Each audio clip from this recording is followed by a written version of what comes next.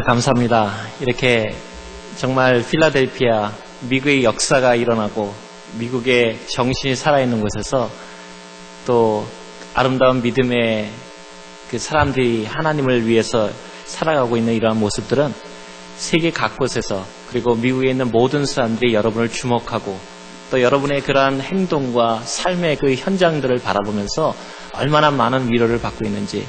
그래서 여러분은 오늘 아침 제가 이 자리에 서게 되면서 정말 제 자신이 얼마나 영광스럽고 또 감사하고, 제가 자격 없는 사람으로서 이곳에 왔지만은 여러분과 같이 그 놀라운 그리스도의 믿음의 행진에 같이 동참하고자 하는 그런 열망 가운데 이 자리에 섰습니다.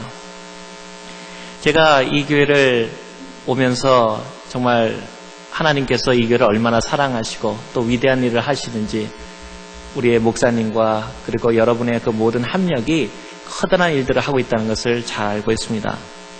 그래서 오면서 제가 이 필라델피아는 워낙 미국의 정신과 그리고 실제적으로 미국을 이끌어가는 모든 그러한 원천되는 곳인데, 거기다가 또 영생이라는 이러한 아름다운 교회 이름을 바라보면서 많은 생각을 했습니다. 실제로 제가 여기에 오기 얼마 전에 몇 주 전에 제가 오슬로, 노르웨이에서 잠깐 미팅이 있었습니다. 그 미팅은 노벨 재단에서 그 전 세계에서 자기네들의 네트워크를 만들기 위해서 그 스스로가 그 세계 지도자 되는 사람들을 뽑는데, 이번에는 그 GE라든가 제너럴 일렉트릭이라든가 IBM, 볼보, 소니 에릭슨, 그 다음에 브리티시 페트롤리엄, UBS, 그리고 또 HSBC 은행이라든가 이런 모든 거기에 회장단이 거기에 초청을 받았는데, 하나님께서 정말 은혜를 주셔서 저도 거기에 초청을 받게 되었습니다. 그런데 그 세계 각국에서 세계 경제를 지도하는 그런 모든 리더들이 모인 가운데서 사실 저는 굉장히 그 열등감을 가지게 되었습니다. 실제적으로 여러분이 그 잘 아시는 그 GE라든가 IBM이라든가 그 모든 소니라든가 브리티시 페트롤리움이라든가 이런 모든 기업의 그 회장과 사장들을 바라볼 때 제 자신이 거기에 왔다는 자체만으로도 고마웠기 때문에, 거기서 실제적으로 제가 그 사람들이 하는 얘기와 모든 진행들을 볼 때 제 마음속에 참으로 그런 어떠한 그 세계를 이끌어가는데 거기에 왔다는 게 자랑이 아니라 어떻게 내가 이 사람들을 이겨낼 수 있을까 하는 그 능력의 부족함을 느낄 수밖에 없는 그런 자리였습니다.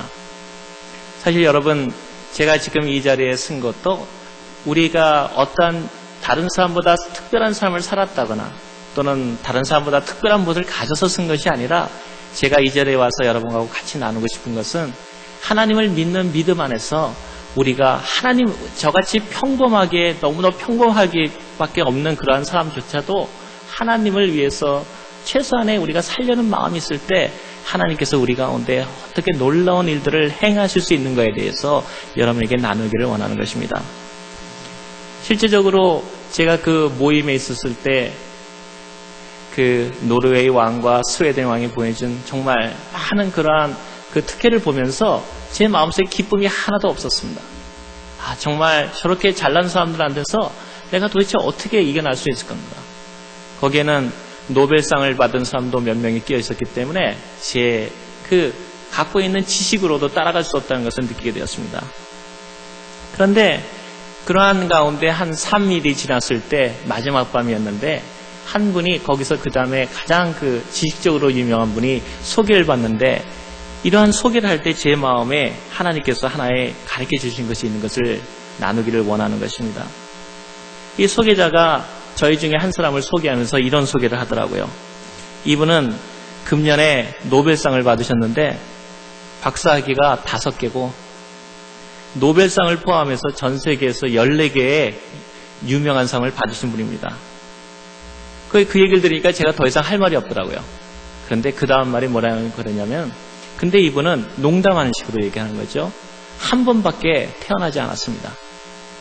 He was born once. 거기서 제 마음을 치는 것이 있었습니다. 저 사람이 박사학위를 5개를 갖고 전 세계에서 노벨상을 14개를 포함해서 노벨상을 포함한 14개 상을 받을지라도 한 번밖에 태어나지 않았다. 그 삶이 무슨 소용이 있었을 것인가 하는 겁니다. 오늘 제가 이 얘기를 시작하면서 여러분께서 이 아름다운 교회를 하나님께서 주실 때 영생이라는 이름을 주셨다는 것은 하나님께서 여러분들에게 바로 이 아름다운 교회를 통해서 구원의 방주를 통해서 우리는 거듭나서 하나님 앞에 설 수 있다면 세상의 어떠한 모든 것을 가진 사람보다도 우리는 당당하게 하나님 앞에 복된 사람이라는 것입니다. 오늘 우리가 이 아침에 와서 하나님을 경배할 수밖에 없고 하나님을 찬양할 수밖에 없는 것은 바로 우리 마음속에 우리는 하나님 앞에서 거듭났다. 우리는 하나님 앞에서 두 번 났기 때문에 그 영생이라는 것을 우리 마음속에 갖고 있고 약속받았고 우리가 어디로 갈 것이라는 것을 확실하게 알고 있다. 그것 때문에 저는 이 자리에서 오늘 하나님을 경배하고 또 우리가 모였다고 생각합니다. 제가 이 자리에 와서 여러분과 같이 나누고 싶은 얘기는 우리가 세상적으로 가는데 이렇게 하나님 세상적인 것을 가졌다, 하나님께서 주셨다, 그것이 아니라 우리가 비록 눈물 날 때가 있었음에도 불구하고 하나님께서 우리를 어떻게 인도하셨으며 또 우리가 앞으로 나갈 길이 비록 험난할지라도 세상과 같은 길로 갈지 않을지라도 하나님께서 우리를 결코 버리지 않으실 것이라는 그러한 놀라운 약속을 갖고 이 아름다운 예수의 계절에 정말 추수감사들을 같이 난 우리가 이 아름다운 주일날 이른 아침에 주님께 나왔다고 믿습니다. 제가 근무하는 세계무역센터는 여러분께서 잘 알지 못하는 그러한 조직입니다. 왜냐하면 전 세계 경제를 이끌어가는 것은 보이는 것이 있고 안 보이는 것이 있는데 실제로 저희가 하는 일은 전 세계 320개의 세계무역센터를 갖고 있고 전 세계 75만의 기업을 저희가 무역과 금융을 통해서 서비스합니다. 여러분이 아시는 뉴욕에 있는 세계무역센터가 쌍둥이 빌딩을 본부로 해서 전 세계 320개의 세계무역센터를 저희가 관할하고 있습니다. 제가 말씀드린 것은 제가 세계무역센터를 처음에 관여했을 때 제 마음속에 하나의 꿈이 있었고 그러한 꿈들이 어떻게 우리 가운데 이루어질 수 있는가? 그것이 똑같이 저같이 연약한 사람한테도 이루어질 수 있다면 최소한도 꿈을 가진 여러분 젊은이들에게 어떻게 하나님께서 이루어질 수 있으며 또 지금도 저희가 이 정도의 하나님의 일을 할 수 있는 것은 믿음의 선배들로서 여기 계신 많은 믿음의 연장자들이 저희를 위해서 기도해 주셨고 뿌려놨던 그런 일들을 통해서 우리가 가고 있다는 것을 기쁘게 얘기하고자 원합니다. 사실 제가 오늘 이 자리에 오면서 아까도 그 노르웨이에서의 노벨 재단하고의 만남을 말씀드렸는데 제가 늘 그런 기도를 한 적이 있었습니다. 세계무역센터를 제가 처음에 합류하게 되니까 그곳에서 전 세계에서 가장 영향력 있는 세계적인 거물이 계셨습니다. 지금 저희 세계무역센터 총재를 하고 계시는 분이었는데 제 마음속에 기도 제목을 그때 딱 잡았었습니다. 어떠한 기도 제목을 잡았냐면 하나님, 저런 사람 하나를 하나님께서 예수 믿게 하신다면 이 세상이 얼마나 변하겠습니까? 하나님께서 저런 사람 하나를 확실하게 예수님을 믿게 하신다면 전 세계 경제계를 하나님께서 확실히 변화시키지 않겠습니까? 그래서 제 기도 제목이 그걸 5, 6년을 기도하고 있었습니다. 그러나 어느 날 하나님께서 하나의 사건을 통해서 하나님께서 왜 우리같이 또 저같이 볼품없는 사람을 하나님께서 쓰실 수 있다는 것을 보여준 그러한 동기가 발견되게 되었습니다. 제가 우리 총재님하고 오랫동안에 일을 하게 되니까 어느 날 총재님이 그런 얘기를 하시더라고요. 이 총재님도 여러분이 그 뉴욕과 뉴저지의 그 폴스 오소리티 그러니까 그 항만청에 39의 미국 역사상 최연소 항만청장을 했고 정말 학력적으로나 또 세계무역센터 쌍둥이 빌딩을 본인이 직접 만들었고 그 말할 수 없는 저하고는 비교도 할 수 없는 그러한 능력을 가진 분이었습니다. 근데 그분이 어느 날 고백하시기를 저한테 이런 말씀하시더라고요. 나는 내가 쓰는 시간의 80%를 내 자리를 어떻게 유지할까 쓴다. 그 능력 많고 그 힘 있고 그 모든 걸 가졌다고 생각하시는 분이 전 세계의 총재 자리를 지키기 위해서 당신이 갖고 계신 시간의 80%를 쓰신다는 것이었습니다. 저는 그때 하나님 앞에 기도 제목이 생기게 됐습니다. 하나님, 나는 저분이 100을 가졌다면 비록 30밖에 갖지 못했어도 하나님, 나는 30을 하나님께 다 드리겠습니다. 내가 비록 30을 가진 사람이고 내가 아는 유명한 사람은 100을 가진 사람이 돼서 내가 비록 보잘것없는 사람일지라도 100 중에서 80을 자기를 위해서 쓰는 사람보다 30을 가졌지만 자기의 모든 것을 하나님께 바치는 사람이 있다면 하나님, why not me? 왜 나를 쓰실 수 없으십니까? 저는 그 다음부터 제 기도 제목이 바뀐 것을 알게 되었습니다. 우리가 하나님께 나아갈 때 여러분 이 아침에 우리가 기도하기를 정말 원하는 것은 우리가 가진 것에 있는 것이 아니라 하나님께서 자기의 모든 것을 바치기를 원하는 사람들을 찾으신다는 것을 얘기하고 싶습니다. 우리가 하나님께서 목회자로 부름을 받았든 간에 또 우리가 평신도로 부름을 받았든 간에 중요한 사실은 우리의 거룩한 하나님께서는 과부의 랍돈을 사랑하시는 두 랍돈을 세상에 가진 모든 부자들의 일부분보다도 많은 금은 부하보다도 더 귀하게 보신다는 그 하나님이라는 사실입니다. 제가 이제 오후에 그리스도의 경제관에 대해서 얘기 드리고 정말 하나님께서 풍성한 삶을 허락하신 것을 사는 것에 대해서도 말씀드리겠지만 더 중요한 사실은 우리가 무엇이든 간에 우리가 무엇을 얼마나 배웠든 간에 우리가 무엇을 가지고 있든 간에 하나님 앞에 나아가는 사람들을 하나님께서 찾으시고자 한다는 것입니다. 제가 오늘 이 아침에 세계를 그대 품 안에라는 얘기를 생각하면서 사실 더 얘기하고 싶은 것은 오늘 8시에 아침에 일찍 어떤 분이 이 예배에 나올까에 대해서 굉장히 궁금했습니다. 왜냐하면 제가 아는 8시 제일 첫 번에 교회의 첫 아침을 깨우는 그 예배에 참석하시는 분들의 대부분은 바로 그 하루를 주일을 하나님께 온전히 드리기 위해서 그 일부 예배에 드린다는 것을 알기 때문입니다. 제가 아는 일부 예배라는 것은 어떤 다른 것에 자기 일을 가기 위해서 어떤 자기의 그 엔터테인먼트를 가기 위해서 하는 것이 아니라 바로 그 하루를 하나님께 온전히 드리기 위해서 바로 하나님께 먼저 이 교회에 나와서 이 예배를 하나님께 깨워드리는 것이 바로 일부라는 것을 알기 때문에 바로 그러한 분들이 어떤 분이 나올까 해서 대단한 그 기대감을 갖고 여러분께 나왔습니다. 사실 여러분께서도 그 아침에 일찍 일어나서 기도하시는 것에 대해서는 더 말할 수 없는 그러한 기쁨을 가지고 계신 줄 압니다. 사실 저는 세계 경영이라는 그런 경영 말을 쓰면서 세계를 그대 품 안에라는 것은 바로 믿음에 하나님께 드리는 첫 번째 믿음의 가문이 먼저 이루어지고 믿음의 세계 경영이 일어난다는 생각하기 위해서 글을 썼지만은 오늘 먼저 세계를 그대 품 안에라는 말씀이 먼저 나왔기 때문에 연관돼서 믿음의 가문을 같이 얘기해 드리고자 합니다. 저는 믿음의 한 4대 집안에 저희까지 5대에 걸치는 믿음의 집안에서 태어났습니다.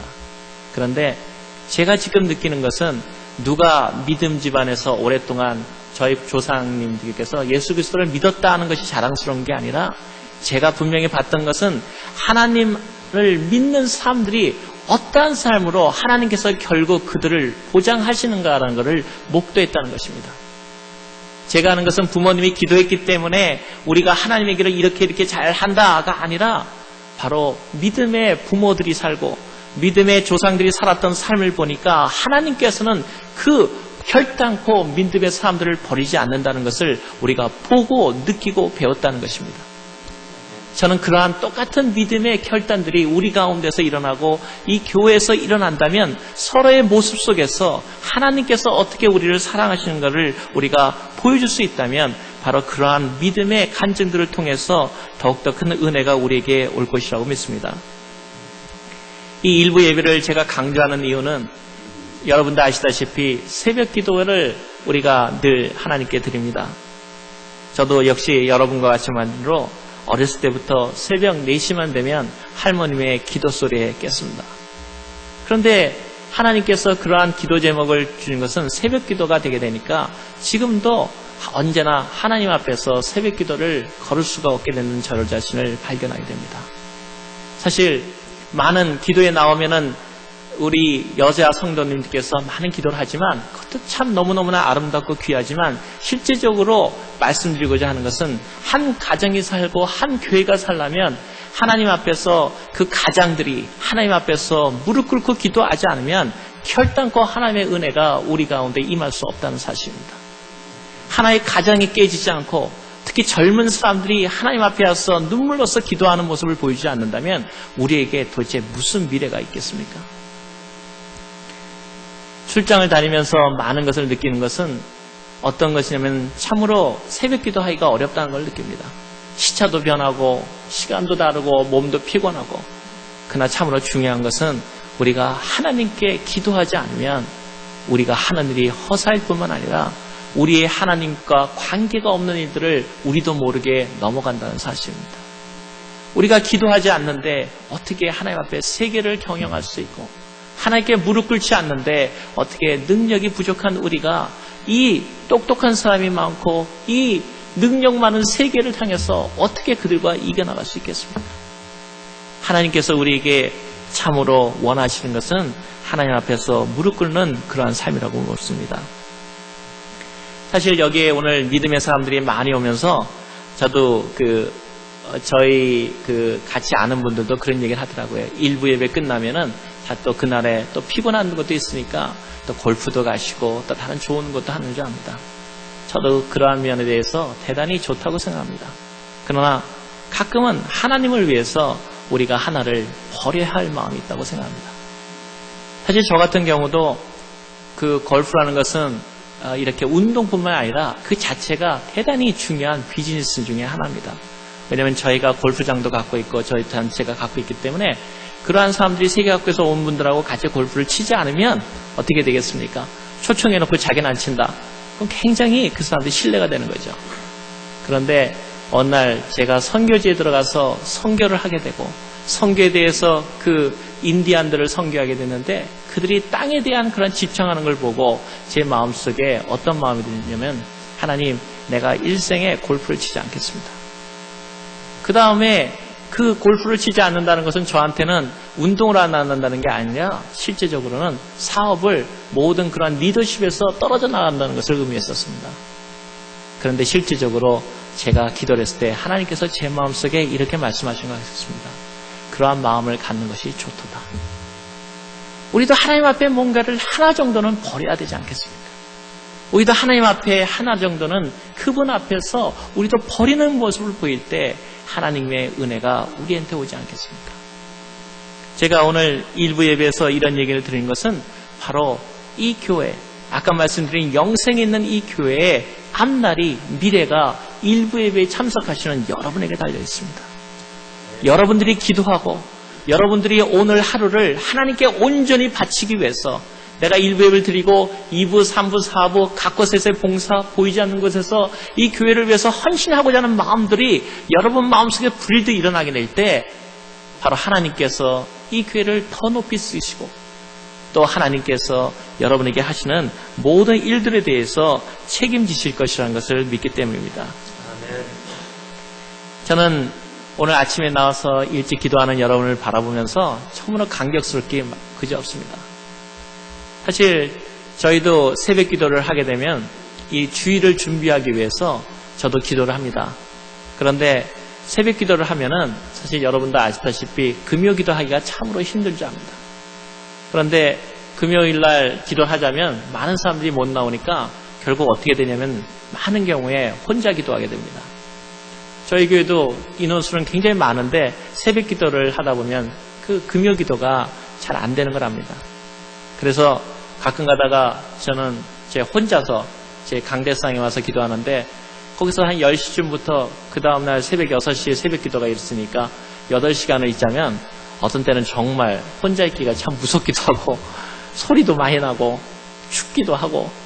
그런데 여러분, 하나님을 그거 통해서 우리가 느끼는 것은 주일날 예배를 하자고 이 앞에 와보면 바로 제가 거기서 누워있던, 거기서 엎드려 있던 하나님께 매달린 그 자리에 하나님께서 함께 하신다는 생각이 있기 때문에 그날의 예배가 얼마나 더 아름다워지고 하나님께 대한 감격이 있는지. 하나님께서 실질적으로 여러분에게 찾으시는 것은 이 교회를 축복하시는 것은 바로 여러분의 가정을 축복한다는 걸 의미한다는 걸 합니다. 교회를 축복하지 않는데 가정이 축복된다. 저는 그러한 일을 본 적이 없습니다. 내 일과 내 교회는 언제나 하나님과 같이 간다고 봅니다. 그런데 하나님께서 찾으시는 사람들은 그 교회를 위해서 누가 기도하는가? 누가 없는 시간에 와서 이 교회를 위해서 자기의 헌신을 다해서 하나님께 기도하는가? 그러한 사람들이 바로 여기 있을 때 하나님께서 이 교회를 더욱더 사랑하시고 크게 쓰신다는 것을 믿습니다. 여러분이 많은 아침에 이렇게 기도하시면은 오늘 젊은 청년도 많이 나왔는데 저는 기도의 응답이라는 데에서 여러분과 같이 얘기를 나누길 원합니다. 사실 우리가 아침에 기도하고 이 아침을 하나님께 깨울 때 느끼는 것은 정말 기도 응답에 대해서 많은 우리가 생각을 하게 됩니다. 저는 아까도 말씀드린 것처럼 믿음의 집안에서 태어났지만 실제적으로 믿음의 집안에 태어남에도 불구하고 가장 늦게 이루어지는 기도를 보았습니다. 몇 년 만에 이루어진 기도를 드렸냐면 82년 만에 응답되는 기도를 봤습니다. 여러분 82일도 알고 82년입니다. 그것은 누구냐면 저희 아버님에 대한 기도였습니다. 그 믿음에 제가 지금 퍼뜩 생각났는데 저희 아버님이 1919년생이신데 지금 연세가 거의 87 되셨죠. 저희 어머님 85 되셨으니까. 그런데 저희 그 아버님이 그 당시에 어느 학교를 다니면 영생교회, 저는 영생고보라는 데를 다니셨습니다. 그 당시에 선교사 학교. 그 성경에 다녔는데도 82이 되실 때까지 예수를 안 믿으시더라고요. 할머님이 90에 돌아가셨는데 돌아가신 날까지 그분을 위해서 기도하고 돌아가셔도 안 믿더라고요. 근데 여러분 놀라운 것은 하나님께서는 눈물의 기도가 있는 어머니의 그 기도는 결단코 잊지 않으시다는 사실입니다. 아버님이 82살 되시고 그리고 아직도 예수님을 안 믿었을 때 결국은 그 부모가 자식에게 이기는 부모가 없다고 제가 여기 미국에 있으면서 아버님한테 매일 편지를 보냈습니다. 근데 저희 아버님은 그 독립운동을 하셨을 때 그 당시에 그 고문을 당하셔가지고 귀를 잘 난청증이 됐는데 연세가 들면서 점점 더 못 들게 되니까 다른 사람이 전도라도 안 들린다고 하고 아예 복음을 안 받으려고 그러시는 겁니다. 그런데 저희가 매일같이 예수 그리스도에 대한 것을 써서 인터넷으로 보내면 저희 형님이 그걸 크게 프린트해가지고 그걸 매일 아침 찾아가서 아버님한테 매일 읽어드린 겁니다. 그리고 못 들으신다 그러면 그걸 갖다 드리고 그러더니 어느 날인가 하나님께서 정말 그 마음을 변화시켜서 그 아버님이 예수 그리스도를 믿게 되더라고요. 저는 지금도 느끼는 것은 하나님의 기도의 응답이라는 것은 한 사람에게서 끝나는 것이 아니라 우리가 같이 기도하고 같이 하나님께 경배하고 하나님께 나갈 때 하나님께서 우리에게 계속적으로 일어나가는 놀라운 믿음의 행진이 기도의 응답이라고 믿습니다.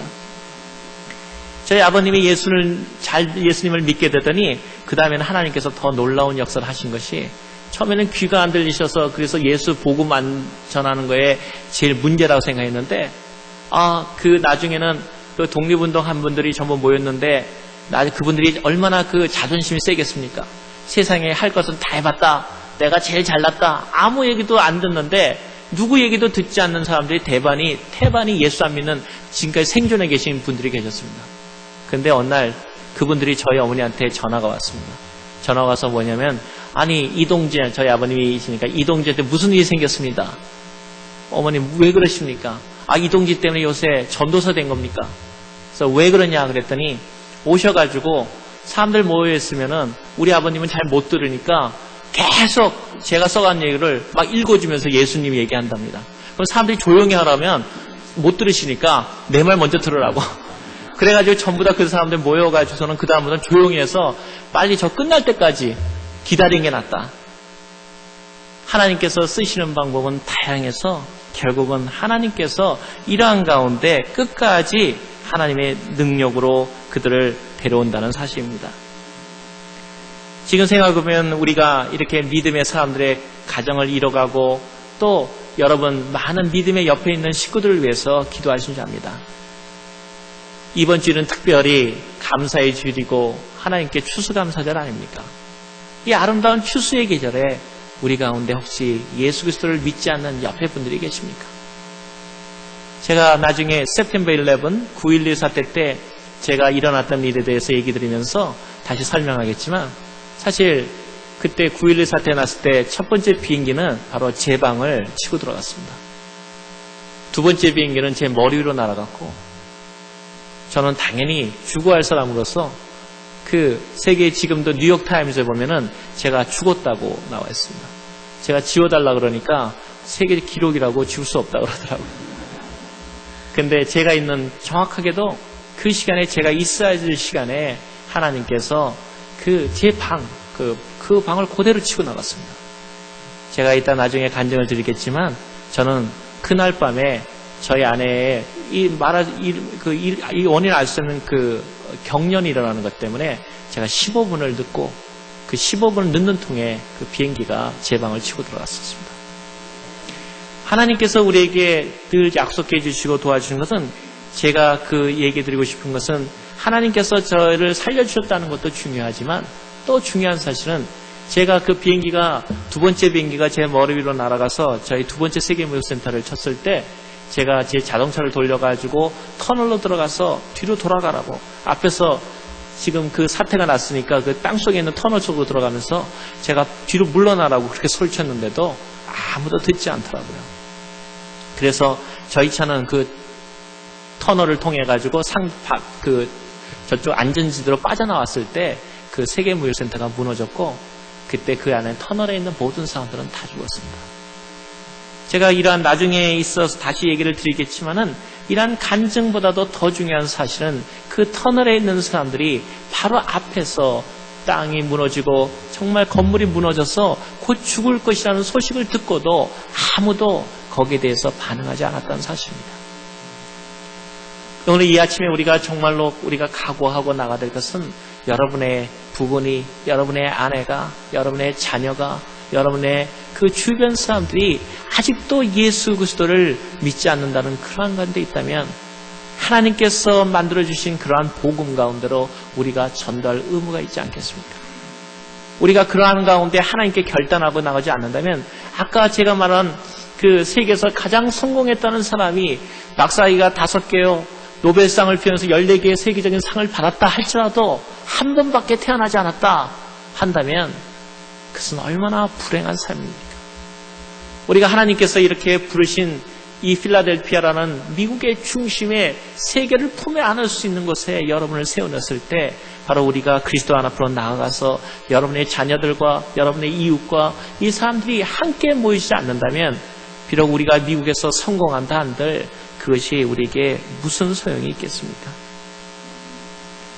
저는 지금도 생각하기를 여러 가지 하나님의 일을 하는 데 있어서 간증이 없는 사람이 어디 있겠습니까?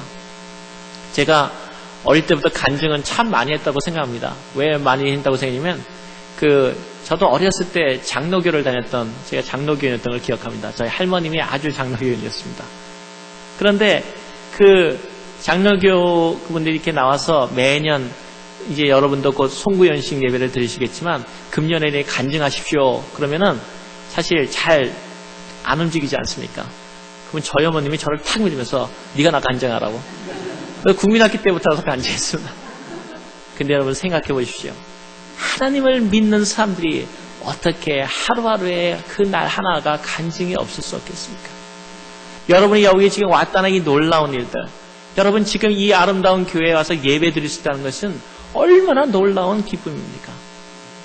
아까 제가 그 노르웨이에서 있었던 예를 말씀드렸는데 제가 저희 교회에서 제가 예배를 드리기 원해서 오려니까 8시간의 차이가 나더라고요.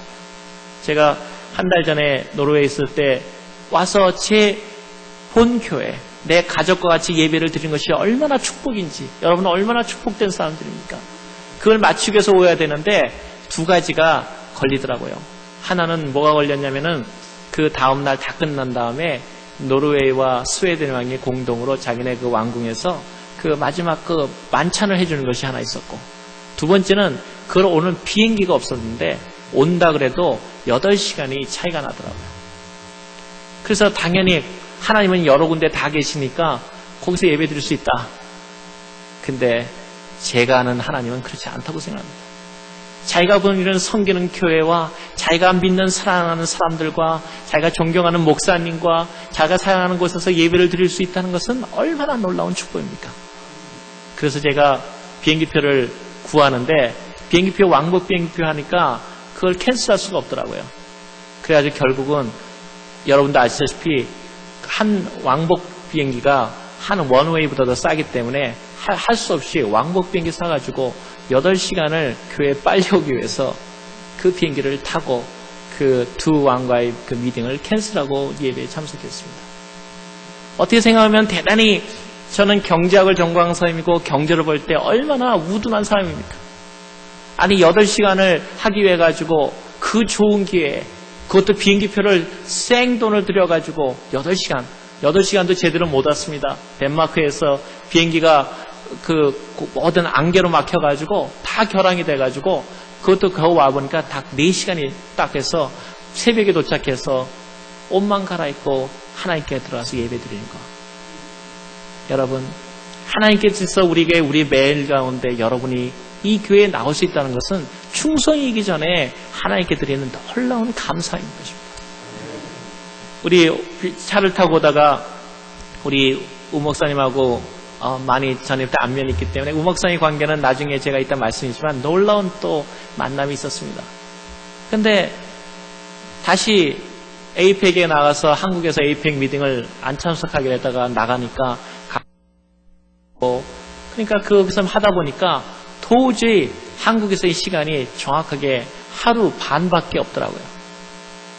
제가 암만 젊은 사람들 그렇지 세계를 제가 한 달 동안에 한 2바퀴, 3바퀴를 도는데 도대체 이건 헷갈려가지고 시간차가 이건 몇 시에 일어난지가 저는 어디에 제가 있는지를 어떻게 아냐면은 꿈속에 잠잘 땐 잘 모르지 않습니까? 제가 어느 나라에 있는지 어느 때 하냐면 딱 깨어나는 시간을 보면 압니다. 제가 어느 데 있구나. 어느 나라에 몸이 적응돼 있구나. 하루 반 만에 미국에 다시 돌아오려니까 이건 진짜로 못하겠더라고요. 거기 부산이라는 데를 에이펙 각 나라 사람 전 대통령들 모이는 곳에 가려니 갔다가 와서 다시 여기까지 들어온다. 이건 진짜 이건 아닙니다. 근데 하나님께서 제 마음속에 그런 마음을 주셨습니다. 내 교회에 내가 사랑하는 사람들과 같이 예배드린다는 것은 얼마나 큰 축복인지. 그래서 비행기표를 다시 바꾸고 다시 와서 제가 드리고 싶은 말씀은 우리가 오늘 여기에 같이 나왔을 때 우리가 하나님께 드린 것이 우리가 무엇이 있겠습니까? 우리가 드릴 게 하나님 앞에 무슨 천금 만금을 뭘 드릴 게 있겠습니까? 오늘 성가대도 오시는 것에서 열심히 하신 걸 보면서 성가대도 오면서 얼마나 연습을 많이 했을 것이고 성가대도 조금 연습 안 하면 얼마나 마음이 우리말로 찜찜합니까? 하나님께 드리는 것을 그분에게 온몸을 향해서 드리라는 거죠. 하나님께서 주의를 주신 것을 교회를 위해서 온전히 충성하는 것, 그것이 축복의 시작입니다. 저는 오늘 정말 이 아름다운 교회에 와서 느끼는 것은 참 여러분이 귀하다는 것을 느끼고 여러분과 다시 배우고 갑니다. 여러분, 하나님께 드리는 예배가 하나님께 함께하는 것이 실제적으로 얼마나 놀라운 것을 체험하는 것. 여러분, 다른 곳에 여행을 해보셨으면 알겠지만 다른 곳에서 새벽 기도를 가게 되면 얼마나 힘든지 압니까? 나가기도 힘들지만 생각해 보십시오. 어느 곳에 도착했습니다. 첫째, 기도할 장소 찾는 것도 어렵죠. 갔더니 아는 사람도 없죠. 어릴 때는 얼굴도 다른 나라에 있죠. 그런 데서 새벽 기도를 하다가 여러분 얼굴을 알고 내 이름을 알아주고 내 이름을 불러주고 나를 위해서 기도해주는 사랑하는 여러분의 사랑하는 곳에서 기도할 수 있다는 것은 얼마나 놀라운 축복입니까? 그런데 이 기회들을 우리가 한 번이라도 상실한다는 것은 여러분께서 얼마나 큰 축복들을 우리가 놓치고 있는 것입니까? 저는 이 예배에 대해서 이렇게 얘기해 드리고 싶습니다. 오늘 사실은 많은 다른 일들과 모든 것을 얘기하기를 원하지만 오늘 저도 여러분과 같이 먼저 하나님께 예배 드리기를 원하는 것입니다. 예배에 생명을 걸어야 됩니다. 예배에 우리의 모든 것을 걸지 않으면 우리의 삶은 결단코 성공할 수 없습니다. 주일이라는 하나님의 거룩한 날을 생각하면서 우리가 생각할 때 율법적으로 지키지 않은 것이 아니라 그 하나님 때문에 견딜 수 없는 열망을 갖고 그 하나님 때문에 기도하고 그 하나님 때문에 찬양하고 그 하나님 때문에 내 기도를 통해서 변화될 수 있다는 것을 갖고 우리가 온다면 바로 여러분 때문에 여러분의 주위 사람이 변하고 여러분 때문에 그 예배 때문에 다른 모든 사람들이 변하게 된다는 사실입니다. 이제 첫 번째 얘기를 끝내면서 정말 믿음에 대해서 얘기를 하고 끝내자고 합니다. 우린 참 연약한 사람들이 모였다고 생각합니다. 하나님께서 어떤 사람에게 위대하게 역사하신 것은 그분이 위대한 것인지 우리는 참으로 아무것도 아니라는 것입니다. 정말 저는 제 자신을 바라볼 때 정말 제 자신을 너무나 잘 압니다. 하나님께서 그래서 저희 아내가 저한테 이런 얘기를 하더라고요. 당신을 보면 굉장히 은혜가 된다. 그래서 왜 그러냐? 그랬더니 당신에게 하면은 하나님이 하신 줄 안다.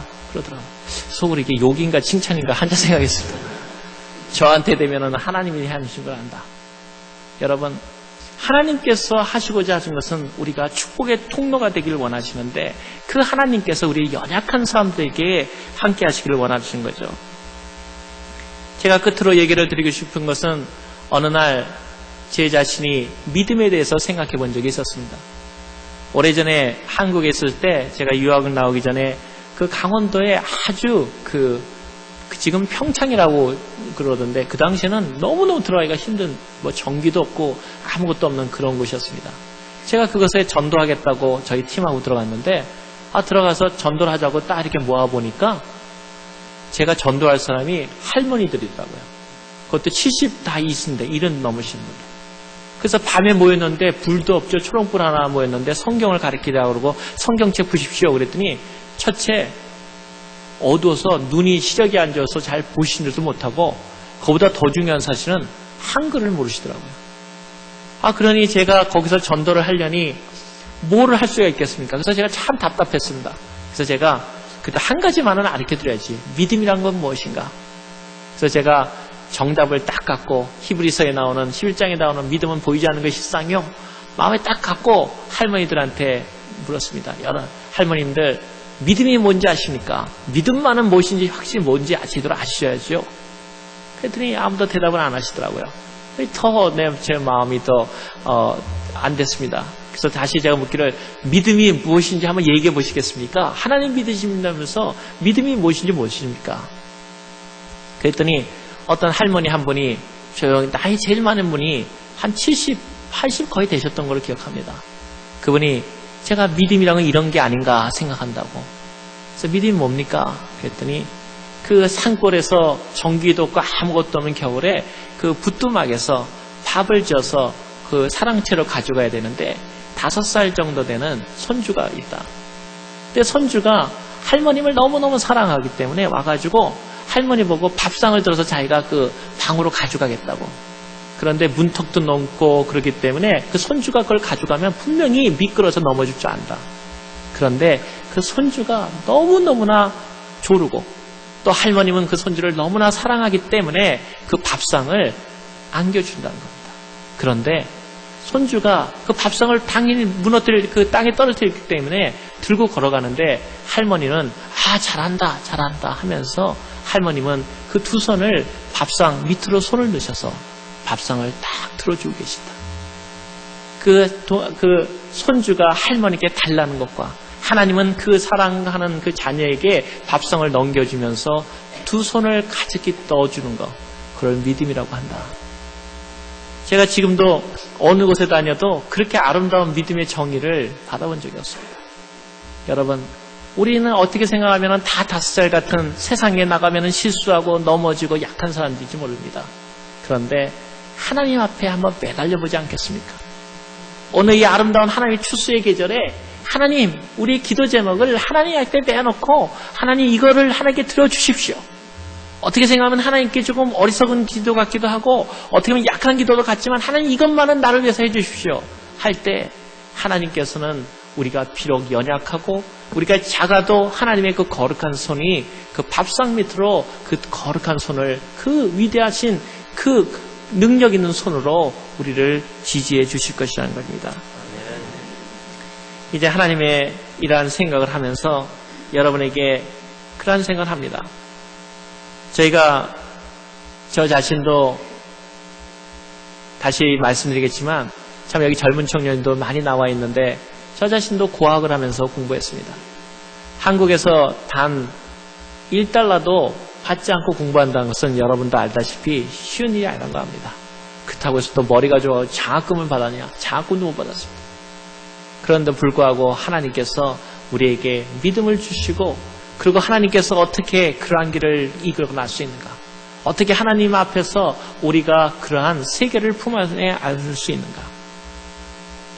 세계를 품 안에 안는다는 것은 우리가 전 세계를 돌아다니는 것만이 세계를 품 안에 안는 것이 아니라 바로 하나님과 같이 기도로서 하나님께 무릎 꿇고 이 세계를 내 기도 속에서 경영해 나가는 것, 그것이 바로 세계를 우리 가운데 안는 것이라고 믿습니다.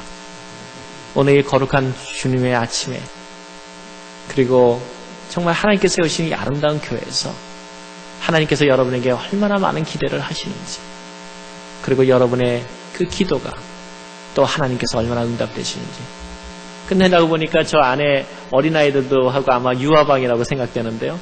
제가 저기를 보면서 늘 생각나는 게 있습니다. 제가 해외 유학을 나와가지고 첫 번째 선교를 하겠다고 나갔더니 저한테 첫 번째 시킨 것이 그 유년부를 갖다 가르치라 그러더라고요. 그때 한국 사람이 하나도 없는 나라였는데. 그런데 그래가지고 기도를 하고 열심히 하고 새벽 일부 예비죠. 이렇게 일부 예배 딱 갔습니다. 그래가지고 제가 그날 얼마나 많이 준비했겠습니까? 영어로 해야 되니까 영어로 준비해가지고 이제 내가 유년부를 영어로 가르친다는 그러한 자부심을 갖고, 그래서 일부 예배 때 딱 저길 들어갔습니다. 문이 그때 조그만 교실이었는데 들어가니까 누가 있었을까? 생후 1개월부터 12개월까지 10명이 조르륵 있더라고요. 그리고 하는 얘기가, 이 교회에 아직까지 그게 아마 군대 베이스라고 생각되는데 어린아이가 없기 때문에 오늘 온 애들은 쟤밖에 없으니까 걔를 봐라. 그래서 제가 지금도 기억나는 거는 일부 예배에서 1년간을 애기만 봤습니다. 그래서 지금도 제가 저희 애들은 그래서 안 봤던지 모르는데 제가 느끼는 것은 하나님 앞에서 일부 예배에 그렇게 하나님께 충성을 하니까 하나님께서 그 다음에 놀라운 그 길을 통해 가지고 제가 다음에 또 미국에 움직일 수 있는 길을 열어주시더라고요. 중요한 사실은 여러분, 하나님께 일부 예배는 이 교회의 모든 것이 오늘 달려 있습니다. 오늘 하나님께 기도하고 하나님께 우리의 받은 소망을 하나님께 내놓고, 그리고 우리는 영생을 받은 자부심을 갖고 하나님께 정말 전심으로 기도하고, 그래서 하나님께 영광을 높여드리기를 원합니다. 이제 다시 만날 때 다른 제 경제 얘기도 하고 하겠지만은 오늘 이 일부 예배는 여러분과 함께 제 자신이 하나님을 높여드리고 드려지는 아름다운 예배가 되기를 원합니다. 감사합니다.